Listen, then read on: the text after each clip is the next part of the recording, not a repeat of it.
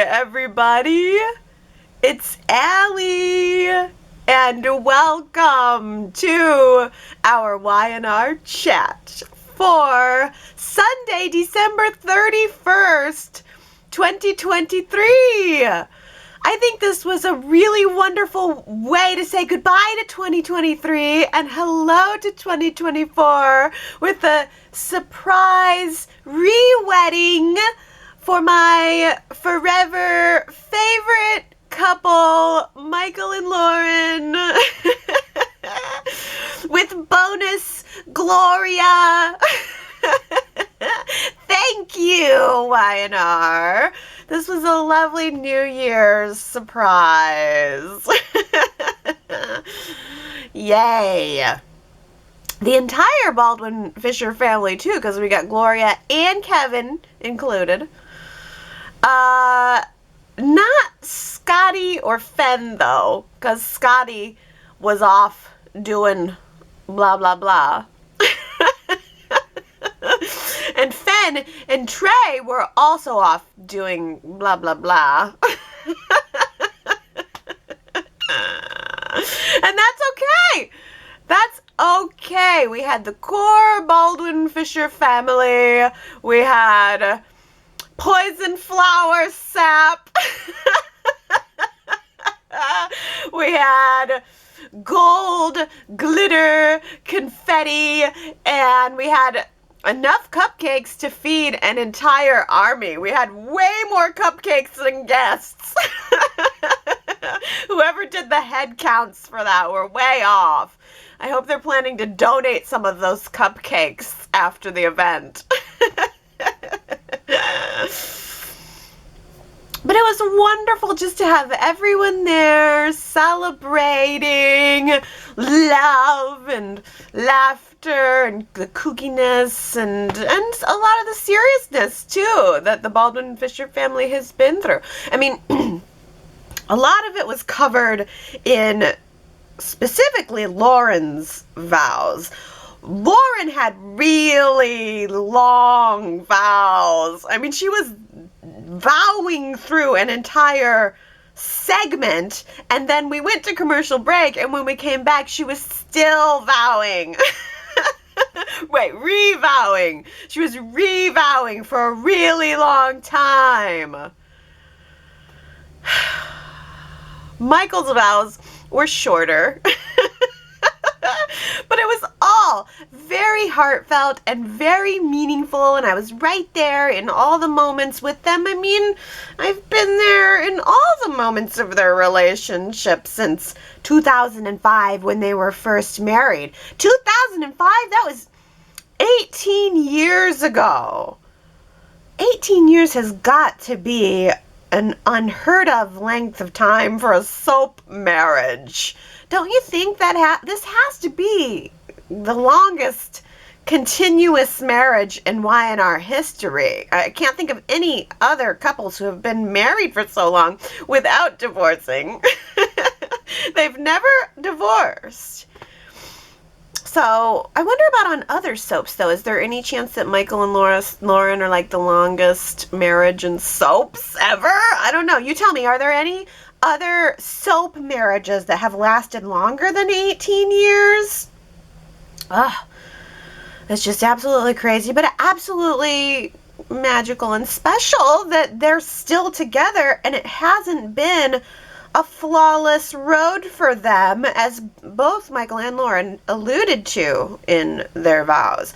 I remember a point when Michael was hiding that he had prostate cancer, and I think he believed that he was either going to die or he felt somehow reduced as a partner, and so he was pushing Lauren away, and then I think as a result of that she ended up kind of getting pushed into Carmine's arms, maybe. I sort of remember that the effect of that was her having that affair with Carmine, and it was not easy for them to work through both of those things. There were definitely some times when we doubted that Michael and Lauren were gonna make it, especially given the statistics of soap marriages. I mean, they absolutely all end in divorce, but not Michael and Lauren.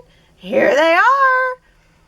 2005, since 2005, all the way up to now, nearly 2024, and I'm rooting for 2024 and forevermore. Michael and Lauren kissing at the stroke of midnight was wonderful, absolutely wonderful.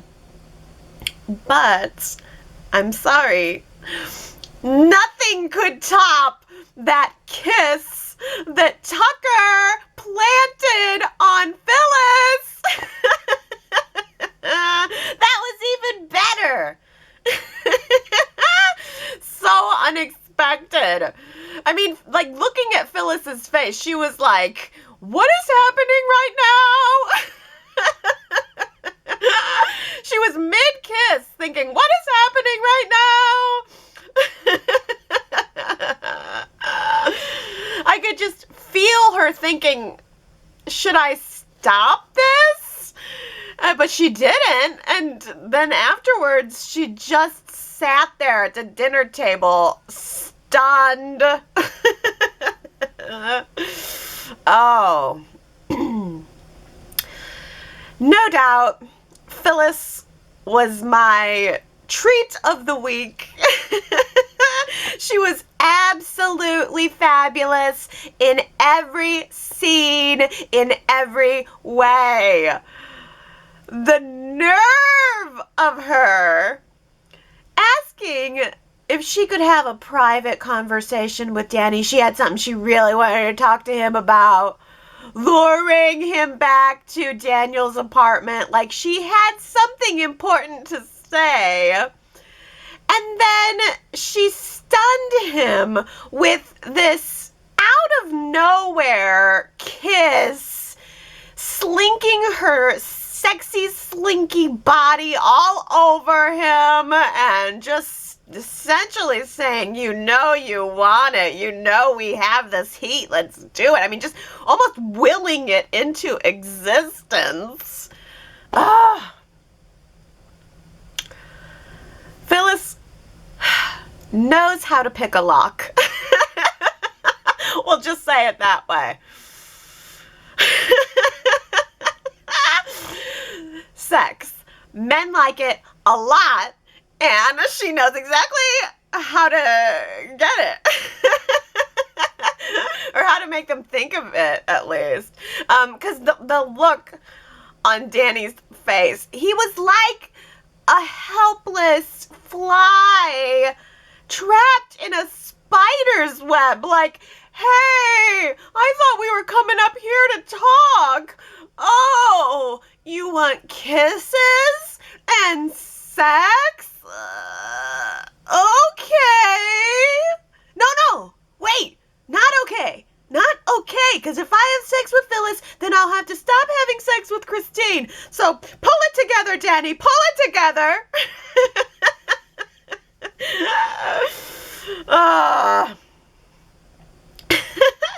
mean, Phyllis's whole pitch was, I'm good at sex, so why not?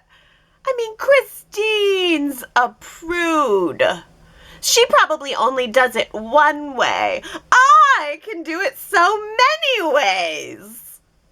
The honest to God best moment of the week for me was when there was a knock on the door in the middle of this kissing session, and Danny mustered up enough sense to turn Phyllis down. He asked her to just, let's forget that this whole thing happened. Let's be friends. And Phyllis said, sure. But before she walked away, she leaned in and whispered into his ear, you don't know what you're missing. You don't know what you're missing. I was dying, absolutely dying. That moment was incredible. incredible. Her ego was not bruised one little bit by the fact that he turned her down. Or at least she didn't show it. She didn't let on if her ego was bruised. Because I think that Phyllis knows exactly who she is, exactly what she wants, and she probably took his rejection as just step one in the process of getting what she wants. She certainly was able to achieve her goal of planting a seed of doubt in Christine's mind, because of course it was Christine at the door. Daniel had told Christine that Danny and Phyllis were alone together in his apartment, and that it was at Phyllis's request. So Christine, of course, rushed right over there to break it up and to assert her dominance. But then as soon as Phyllis left, Chris was questioning Danny about it, and she was not letting it drop, and she really wanted to know what would happen. And Danny very nervously kissed the problem away with the same lips that he was kissing Phyllis with just minutes before. I don't know about you, but I kept thinking, how does Christine not taste Phyllis's lipstick on his mouth right now? He didn't even have a moment in between to like go and freshen up and wipe off his mouth or anything. But he was able to quickly convince Chris that, well, if they let Phyllis get inside of their heads, then they're letting her win. Well, if Danny thinks that about Phyllis, thinks that Phyllis is trying to get inside their head, then why is he so insistent in the first place that Phyllis has changed? I mean, that would be proof positive that she hasn't changed. That's a question for Chris to ask tonight at the New Year's Eve date at the athletic club. Yeah, Danny and Christine are just moving right along with their relationship, and poor Phyllis had nothing but a date with a dirty martini with 2 olives. 2! Make sure to shout it at the waiter as he's walking across the room. You know how much waiters love having drink orders shouted at them. She's so rude. And then she saw Danny and Christine arriving together at the athletic club for their New Year's date, and she had to make up a story about how she had a New Year's date with that guy. And who did that guy turn out to be? Well, it happened to be Tucker McCall. And Tucker just ran with it. In fact, he more than ran with it. I would say, indulged it. He was like, hey, if I'm going to go for it, let me really go for it. I'm going to really ham it up. But when it comes to Tucker, I don't know. Any favor from him usually comes with a price. Oh, now this is an interesting turn of events. So, Tucker has a completely different memory of that huge argument that he had with Ashley in Paris. So, the flashback memory that we've been seeing is her memory of things. Like the whole famous ferocious wine swig that he took was her memory of how it all went down. Tucker remembers swigging the wine much more politely, and in his version, the wine did not dribble down his shirt at all. That is fascinating. I wonder if Y&R always intended to do it that way, or did they just film 2 takes of that argument and maybe an increasing intensity, like first one make it mild and then second one let's really go for it, and then they decided to use the second one, and then the idea came up to just like pop that other take into the show too, and we'll present it as 2 different perspectives on the same incident. I don't know, but either way, I love the ambiguity, and that's so simple and so effective. And all this time, we've been seeing it only from Ashley's point of view, and honestly, that scene, Ashley's point of view scene, left a total distaste for Tucker in my mouth. But now that we have this second take, Tucker's version of him being only mildly childish, well, then that changes everything for me. For me, at least. Or, I don't know, maybe he's just gaslighting Ashley? Is it possible that he's trying to cover up what happened and we actually saw the reality, and then we have just Tucker's presented version? I don't know. It could all just be Tucker lying about it, or he could be deluding himself. I don't know, because according to Devon, Mr. Slept with his blind dad's wife, according to Devon, Tucker is the most horrible person in the world. Yeah, and he's unforgivable. Absolutely unforgivable. I don't know. I mean, look, I don't blame Devon for withholding when it comes to Tucker, because Tucker, I mean, he's not a good father. Tucker's not a good father. He's not supportive. He's sneaky. He lies all the time. But to let the scandal that happened years ago be the straw that broke the camel's back, I think that just makes it look like Devon is looking for an excuse to cut Tucker out of his life. And if that's what he wants to do, fine. I would just rather see him owning it. But either way, it's his right. Devon perceives Tucker as toxic, and if he doesn't want him in his life, doesn't want him in his son's life, then that's his right to do, no matter how much of a phenomenal grandfather Tucker supposedly is. But it's all had the effect of making Tucker feel like an outsider in Genoa City. He's questioning whether or not he even wants to stay in Genoa City. There's no room at the inn for poor Tucker. Devon has basically cut him out, and Ashley was clearly appalled by his version of their argument. So the only thing that Tucker really has left, in a way, is this developing thing with Phyllis. And I don't know, I'm thinking maybe he could be squeezing in some more kisses on the early part of 2024. And I say, yeah, bring it on.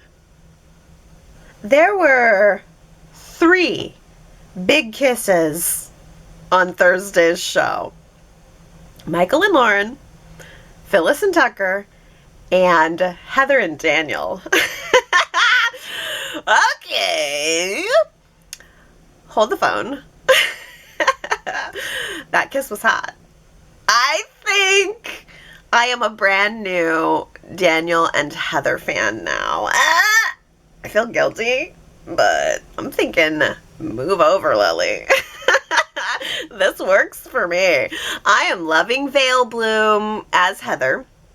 I mean, all that hair has just it's won me over. She's so beautiful. And I think that she and Daniel make a really good looking couple. And I think that she and Daniel and Lucy make a really nice family. It was cute watching them with their little New Year's Eve movie night. Yippee-ki-yay, darling.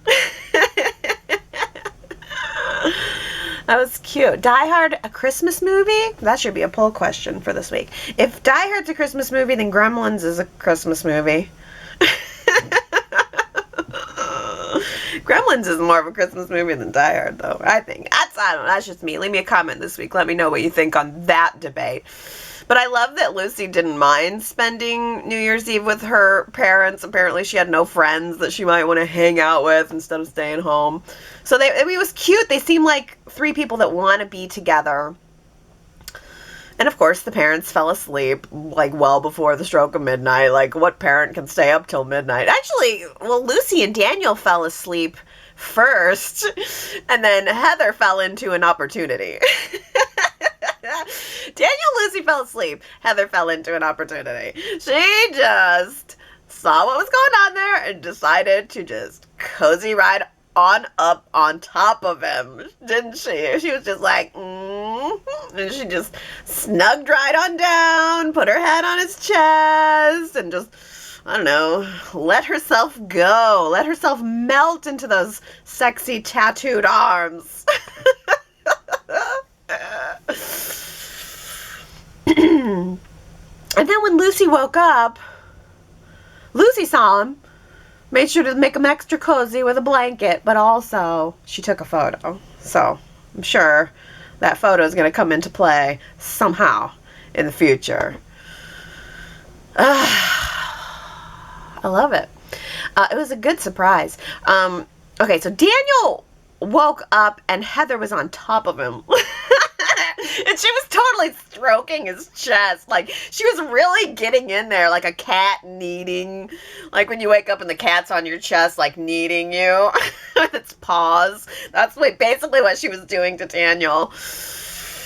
And I think that, like, they both just realized how comfortable it was. Not just physically, but emotionally as well. I think in that moment we were watching them just fall right back into their marriage. And the kisses were so indicative of that too, because Heather kissed him once and then she paused, and it was almost as if she was saying, "Is this okay?" And then she kissed him a second time when he did not object, and then she paused again, and it was almost like she was saying, "Are you sure?" And then when he didn't oppose, she went in for the third kiss, and that one was like, okay, third time's a charm. No, Nikki, don't go into that same cabin where Ashland dragged Victoria after the car accident that resulted in Ray's death. Did you guys notice that? Same place. Same cabin. I think it was like almost 2 years ago now. It was a stormy night. Ray had a heart attack while he was driving, and he ran Victoria off the road. Ashland was following Victoria, got to her just in time to pull her out of the burning car, and then he dragged her to that same cabin to recover and to plead with her that he was just not that person anymore. What a coincidence! That highway cabin is a real getaway location spot in Genoa City, apparently. I mean, Cole's mother used to take him there for a little getaway when he was a kid, because when he saw the address, he knew right away. I feel like Cole should have been there. It would have made him sad to see how far it's gone downhill over the years. I mean, it must have gone from hot vacation spot to dirty old dump, with just filled with beer cans and vodka bottles all over the place. Well, actually, Jordan must have brought the vodka. I don't know why she brought like a quarter of a bottle of vodka. Like, if she brought it with her, she couldn't bring a full bottle. I guess she just didn't think she would need that much. Nikki was only supposed to live about a quarter of a bottle of vodka length of time.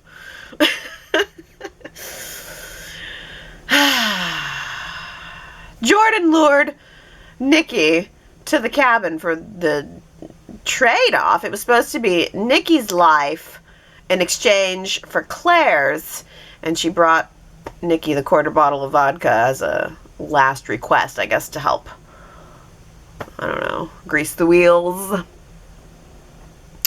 I don't know about you, but I was real impressed with Nikki this week. I thought she was a total badass.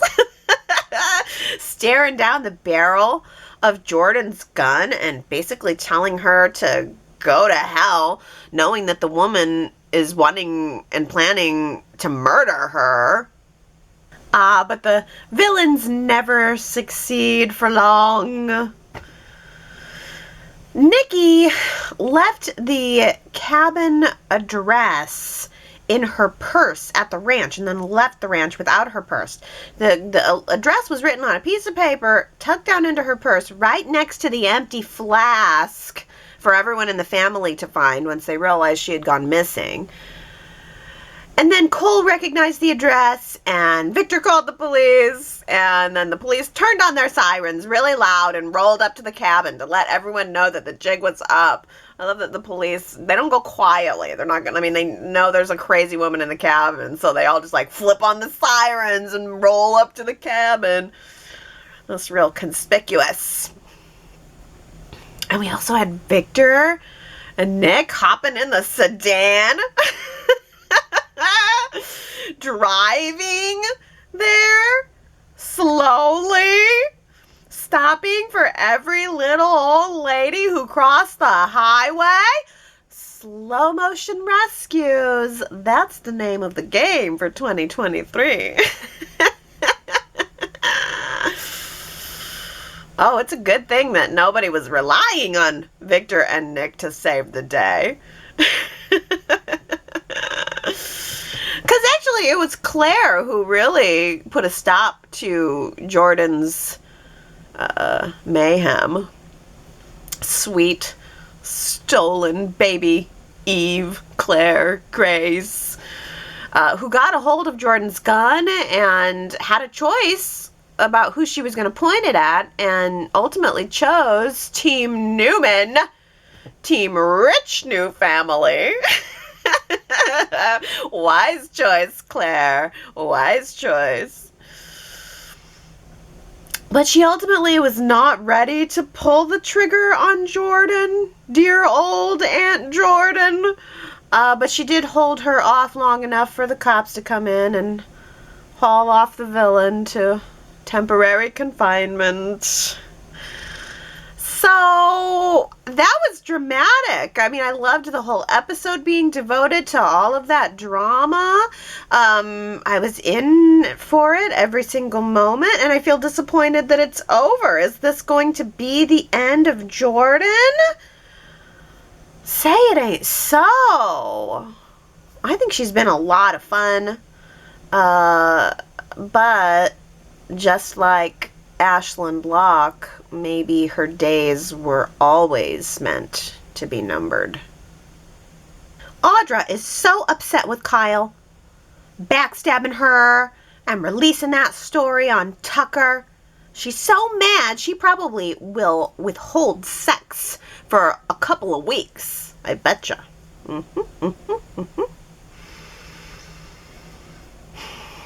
Well, Kyle claimed that he tried to keep her name out of the story, but the paparazzi, like Clarence, are digging up all the dirt around this story, pouring the tea all over the place. Wow, so we had a cameo this week by Clarence. Do you guys know Clarence? I only vaguely know him as the guy who did Bold and the Beautiful recaps for CBS.com. But so I was like, let me look into this. Because, wow, this seems like a pretty big cameo. Let's see what we've got going on here. And I did not know that Clarence is like his whole own soap phenomenon. He's kind of like a soap reporter in a way. Kind of like me. So I said, let me look into this guy and dig into my kindred spirit here and learn a little bit more about him. And Clarence is actually a character being played by comedian Brad Sanders. And Brad Sanders has been playing this character, this like soap recap character, since 1986. Do you guys know this? I'm going to make that the poll question for this week at yrchat.com. I'm curious how many people are actually familiar with Clarence or Brad Sanders' work. I mean, it's like a cultural touch point here that that's like in the periphery of Y&R and Bold and the Beautiful that I just had absolutely no idea about. Go to yrchat.com. Tell me if you know Clarence, if you have maybe some, any kind of anecdotes or anything you want to share about that. Apparently, he hosted like a radio show. He was a soap insider, and he hosted the Clarence updates of CBS Young and the Restless. So he had this idea, I guess, at a point to develop this character, Clarence, for a nightclub act. And he started, doing these sort of funny soap recaps as part of his act in Dallas, and I guess it sort of caught fire. Like, I mean, soaps were huge in the 80s. There was nothing bigger than soaps, and he was just noticing that the audience was really responding to this comedic character recapping soaps, talking about the soaps, and it became so big he got a radio show out of it, the Tom Joyner Show out of Dallas, and then from there he got picked up onto more than 100 radio stations across the U.S. doing soap recaps, soap updates. I mean, back in the day, if you missed the show, if you're not home to watch the show, I mean, you better hope you have a VCR, or you better hope your VCR doesn't miss the tape. And so this guy, is doing his soap recaps. Like, I remember calling an 800 number to get soap recaps on the fly. So he was very successful at this, so successful that he went on to have many other projects through CBS. He also did other recaps of other shows too. I looked him up on YouTube, and there are a couple of old spots he did for even just primetime shows, just funny little recaps, like even just little snippets, like 10 seconds long, about that show that you missed, or maybe you're about to see. Look him up on YouTube. It's a real kick. I mean, he really an entertainment pioneer, honestly. He totally took fandom to the next level. I mean, he was doing in the 80s what I'm doing now, or what many other podcast hosts or other people are doing now. Like, everybody's got a podcast about their favorite show. Well, Clarence had a recap, a show about the show. I just think that's absolutely fascinating. I can't believe it was such a blind spot for me, that I never saw it again. I didn't pick up soaps till 93, but I feel like I should have. I feel like, and maybe he's one of those faces, or maybe I saw it and didn't register it, or I'm not sure why, but why I didn't pick up on it. But I just would like to say, along with Y&R's 50th year anniversary, congratulations to Brad Sanders for this incredible character that he's created, and for his long career that has served as sort of a satellite to soaps.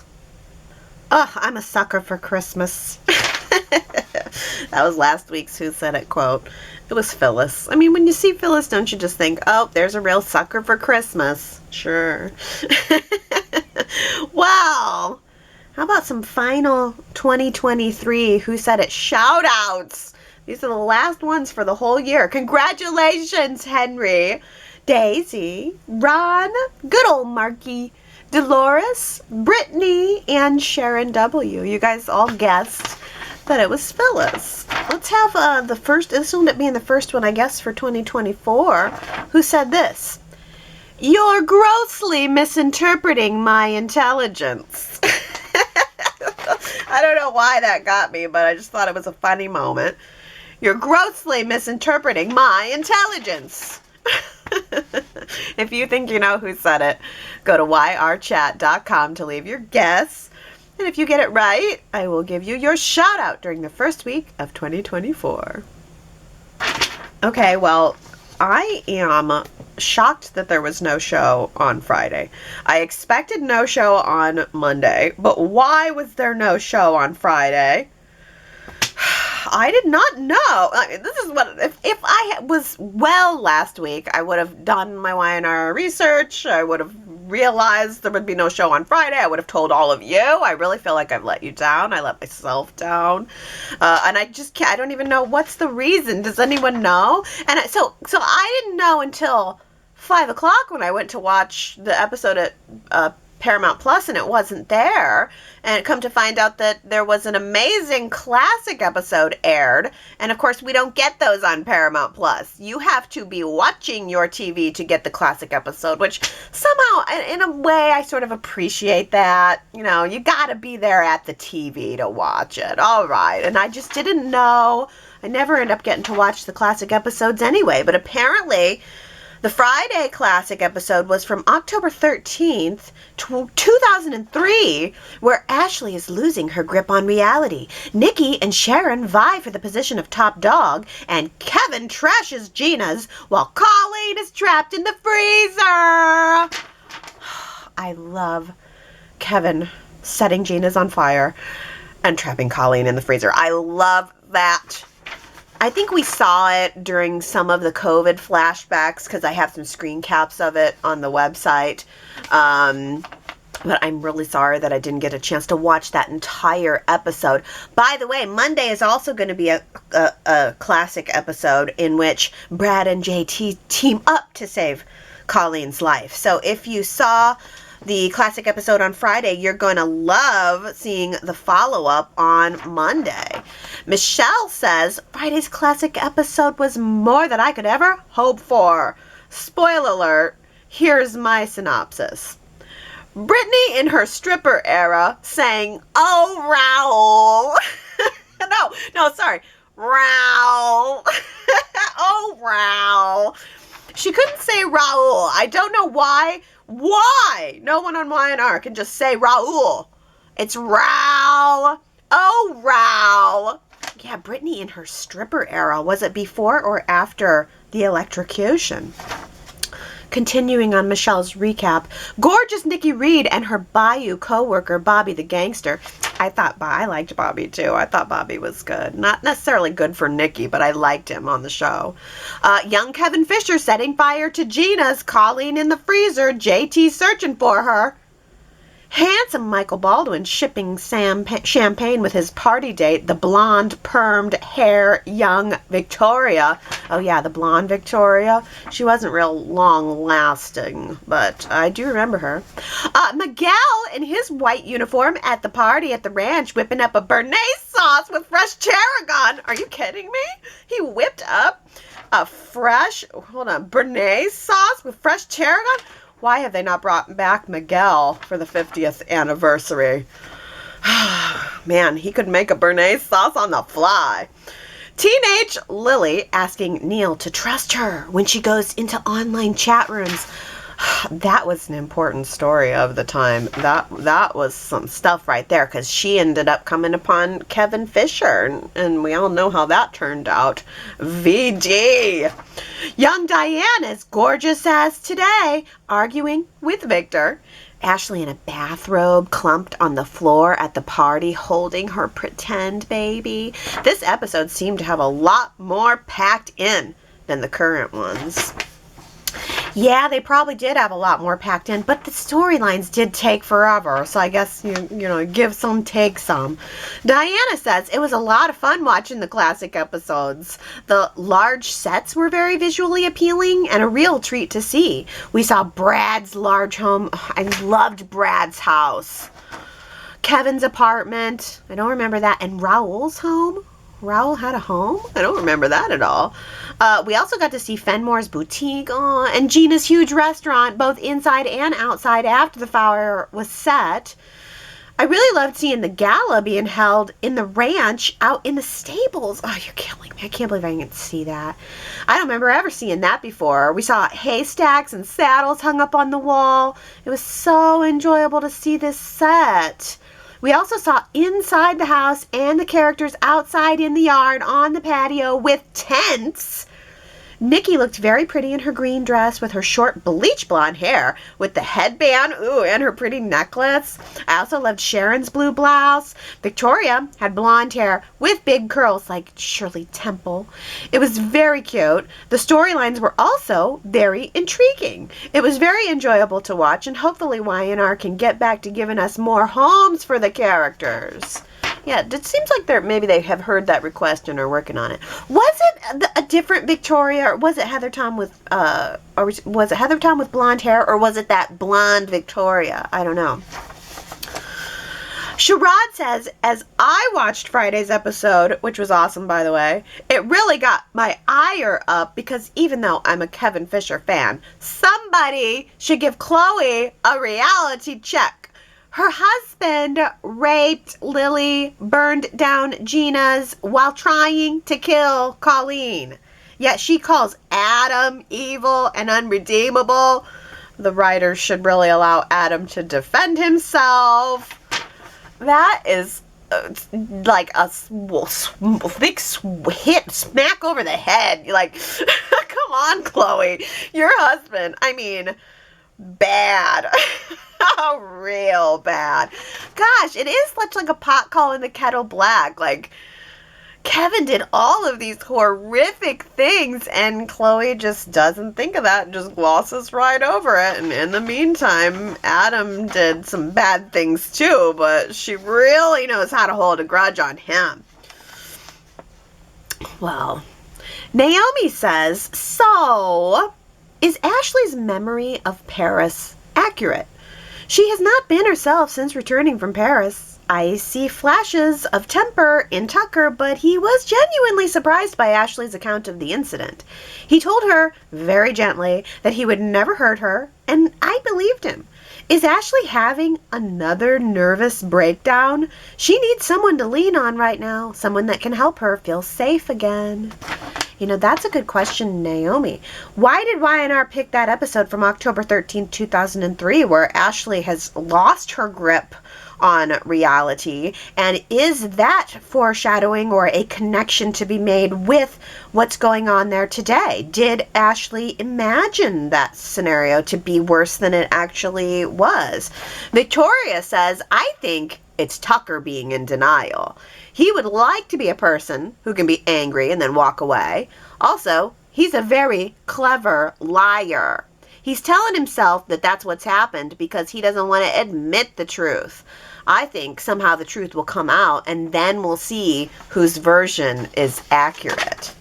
See, I just think Y&R is going to leave the whole thing as ambiguous. That one, the second one, ambiguous. That's what I think. I don't think we're ever going to know. I think it's one of those things where it's just this person saw it that way, the other person saw it the other way, and who knows? It's just, reality is subjective, I guess. Diana says, I would also love to see Phyllis get together with Tucker. They would be an exciting and dynamic duo who I think would have a lot of chemistry together. Tucker has a lot of chemistry with Audra, but we've seen them several times now. A romance with Phyllis would be fresh and new and would also bring on the drama when Ashley finds out. Ashley doesn't want to have feelings for Tucker, but she does, despite all that has happened. Oh, no doubt. She still has those feelings for Tucker. And yeah, I forgot about Audra and Tucker. He still has her. They still have their simmering passion, and that's still very good. But it's similar to when Phyllis was trying to get Danny back before. She had Michael helping her out, and occasionally her and Michael were a little smoochy. Like, there was a little bit of sexual tension I felt between Michael and Phyllis, and I think they did sleep together once. So Phyllis always does seem to have a little cohort a la Michael or a la Tucker in her quest to snare Danny.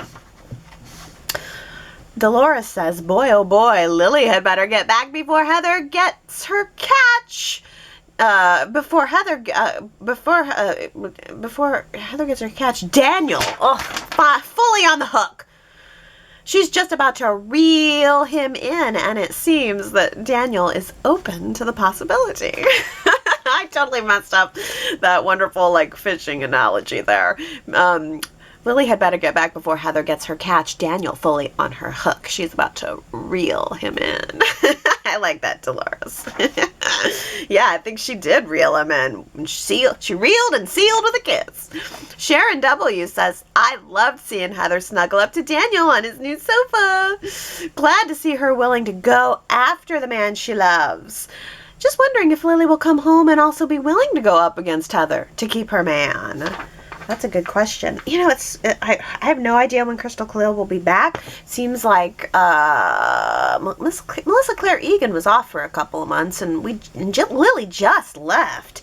So I imagine it's going to be another month of this, and Heather and Daniel are only going to be growing closer and closer. And I think that photo that Lucy took has got to come into play. Maybe Lily will find it on her phone, or it'll accidentally get texted to Lily. Who knows? Naomi says, the Romalotti family has been brought to life with 3 generations interacting in a normal way. Danny has taken time off from touring to be with family and friends. He acts unspoiled by years of fame. Daniel is a well-established artist and a very normal guy, and Heather and Lucy have a healthy relationship. Billy and Victoria had a normal family life years ago when their children were little. I'm glad we have the Romalottis to balance out the Newmans and the Abbotts. Yeah, it was cozy. And we had the Christmas carols singing on Christmas week. I like the Romalottis. I like the apartment. I'm really glad we have this now. I like seeing Christine and Danny together. This has been a really great addition to the show. Everything, Danny and everything around Danny. And Heather, this has really brought some stuff to life. Hey, next week, Sharon W. says, per next week's previews, will Summer and Sharon become the new Christine and Phyllis, willing to fight for their man? Oh, yeah, and the previews for next week. That was the most exciting part of the previews for next week, I think, with Sharon flat out asking Summer, are you in love with Chance? I can't wait to see what Summer's going to say. That's something to look forward to next week. Well, Connie says, wow, the New Year's episode was great. An excellent combination of soap drama and goodwill to leave us with good feelings about the character while we're waiting to see which couplings will emerge. Michael and Lauren's vow renewal was fabulous, and I love seeing crazy fun Gloria in party form. Kevin and Chloe are a welcome sight too. Y&R should be proud of this one. Happy New Year to all! Yes, and Happy New Year to you, Connie. Kamna also says, I loved Lauren and Michael's vow renewal, but I was initially annoyed that it was just the Baldwin-Fisher family. Then it occurred to me that maybe they were taking COVID precautions for Christian LeBlanc, as I'm guessing he's immunocompromised due to his health issues right now. Either that or everyone was on vacay, but I'm so glad they could give us this beautiful, heartfelt treat for New Year's Eve. Yeah, there really wasn't very many people there for the occasion, but the people that were there made every moment count, and I enjoyed every moment of the re-wedding, and I think it was a wonderful way to say goodbye 2023 and hello 2024. And on that note, I can't believe it, but this is my final Y&R Chat for 2023. Crazy! But, I think 2023 has been a pretty darn good year for Y&R, and I have a lot of high hopes for next year, what the writers have in store for us and what new adventures we will be going on. I think it's very exciting. As the year has ended, I'm a happy fan. As of this moment, I am a happy fan. I hope that you are too. Whether you're happy or not happy, though, go to yrchat.com to get it all out, leave your comments and come back next week for the first Y&R Chat of 2024. I love you guys, and I will see you next year. Bye.